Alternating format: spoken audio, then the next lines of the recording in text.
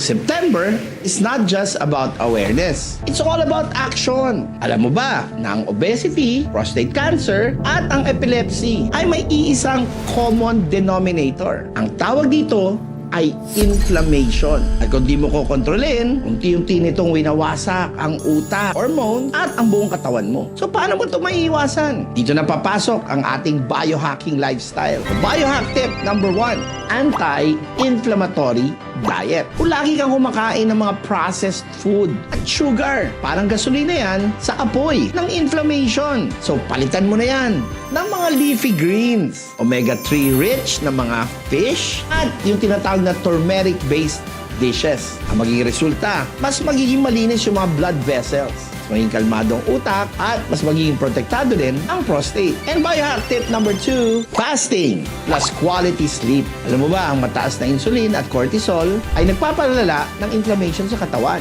Kaya fasting definitely helps pag-control ng insulin, habang 7 to 8 hours na tulog ay nagpapababa ng tinatawag na stress hormones. Combo itong dalawa na natural shield para sa mga sakit. And biohacking tip number 3, daily movement. Hindi mo na kailangan pa maging gym rat. Kahit na basic na 30 minutes walking lang, it already burns excessive sugar, reduces inflammation, at naglalabas ito ng mga happy hormones. Triple win! Pang-iwas obesity, pang-prostate health, at pang-utak. Kaya kung ayaw mong maging target ka ng inflammation, simulan mo na. Hindi yung awareness lang. Aksyonan mo na. Prevention is the real cure. This is John Calub, Philippines #1 success coach. Always say yes to success! Ayan, follow na for more biohacking tips para maging healthy ka na at magagawa mo pa ang mga gusto mo.